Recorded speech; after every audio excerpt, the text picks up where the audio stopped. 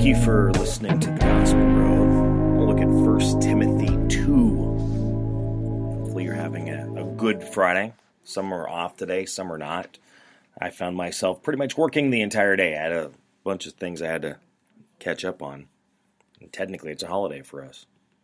But it happens. So, while I was here, I figured I'd get another podcast done.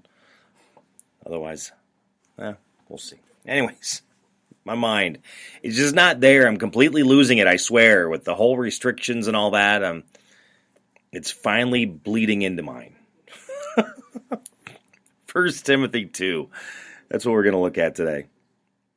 First of all, then, I urge that supplications, prayers, intercessions, and thanksgiving be made for all people, for kings and all who are in high positions, that we may lead a peaceful and quiet life, godly and dignified in every way. That is good. This is good. And it is pleasing in the sight of God our Savior, who desires all people to be saved and to come to the knowledge of the truth. For there is one God, and there is one mediator between God and man, the man, Jesus Christ, who gave himself a ransom for all, which is the testimony given at the proper time. For this I was appointed a preacher and an apostle. I am telling the truth. I am not lying. A teacher of the Gentiles in faith and truth.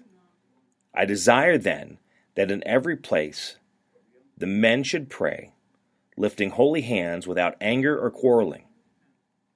Likewise, also the women should adorn themselves in respectable apparel, with modesty and self-control, not with braided hair or gold or pearls or costly attire, but with what is proper for women who profess godliness with good works.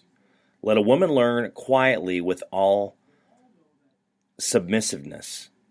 I do not permit a woman to teach or to exercise authority over a man. Rather, she is to remain quiet. For Adam was formed first, then Eve. And Adam was not deceived, but the woman was deceived and became a transgressor. Yet she will be saved through childbearing, if they continue in faith and love and holiness with self-control. 1 Timothy 2. Again, today's probably going to be a little more godly, spiritual than they have been for a while. Praying for others. Right now, we're just going through a rough time. And we need to lift up each other. We need to be there for one another. Pray for one another. Help one another. People are going through a lot trying to deal with all this.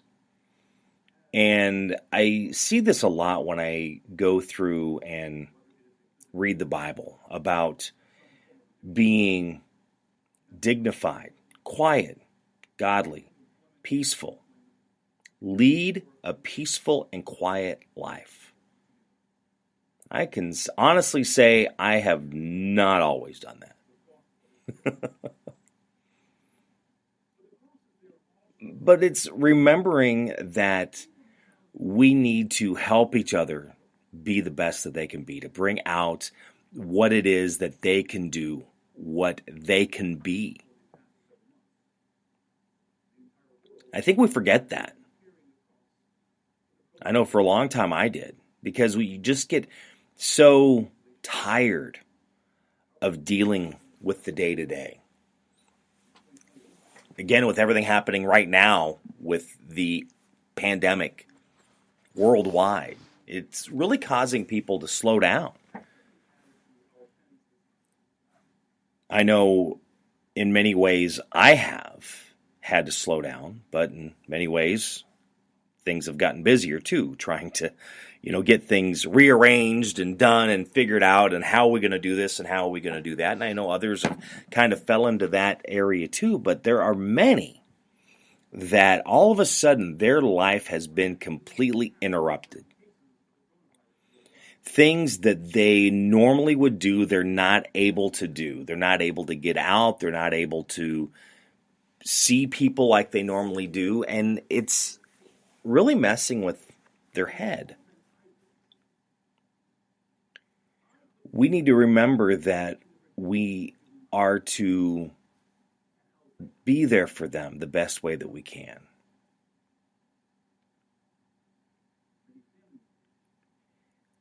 By no means am I saying it's easy, because, well, right now, we're just trying to figure out what's going to happen from day to day.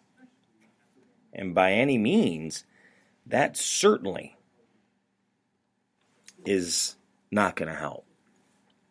Trying to remember, I was getting a show done for the weekend, prepped for the weekend, and the verse the verse they're using for that day is from Hebrews, and I can't remember exactly what it was, but in that verse it talked about how we should share what we have because that is pleasing, very pleasing to God.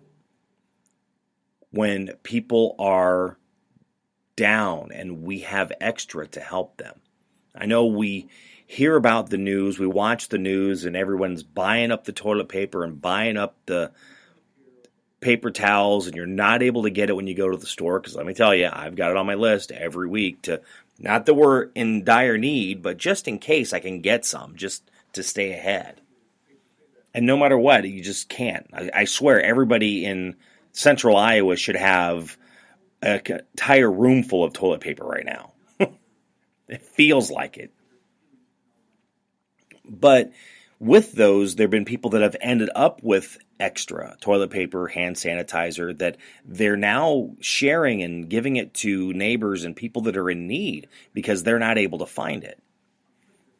So they started being greedy and then have kind of changed the heart into helping out someone.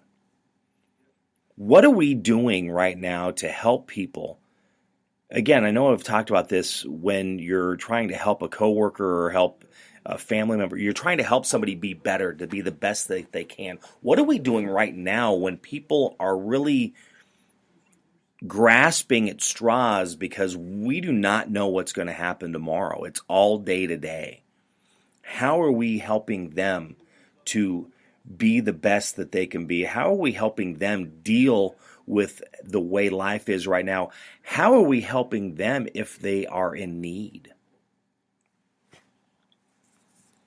Now we're making to the next step that they are encouraging that you wear masks whenever you head out. Other countries have already been doing that, and we're into that step now here in the States, the United States, stateside. And whenever things like that happen, I have a group of friends that tend to really start freaking out. So it started, they freaked out. Then the closing started happening, the restrictions, they started freaking. So now this is just one more piece that's going to cause them to wig out because they are so scared. They're really living in fear right now. Is it easy to not be afraid? I mean, again, if you're a Christian, the Bible talks about 365, 66 times, do not be afraid. But is it that easy? You talk to some people and they go, absolutely it is. I can tell you, no, it is not. That's when you have to lean on God to help you. But at the same time, when you're doing that, what are you doing to, share some good works, some good acts with others to help them, that they could be going through the exact same issues that you're going through, and they're not sure what that next step's going to be. In a lot of ways, we're in the exact same position right now. And we're just trying. 1 Timothy chapter 2. That's what we looked at today. Remember to be there for those around you, to help them, to pray for them, to really try and support them the best way that you can. in a way that they need it. And it doesn't always have to be monetary or, with things, with material things. Maybe it's just emotional. They just need a little encouragement. They need to be lifted up. They need hope. They need to know it's going to be okay. It's what a good leader does. They really bring out that in people to where they are confident to the best of their ability. 1 Timothy 2, read that. What does it say to you? How does it speak to you where you are right now? Again, I've been rambling so much lately, and I appreciate everyone who listens to it. But yeah, what does it say to you? 1 Timothy 2. Thank you for listening to The Gospel Road. Have a great day. God bless.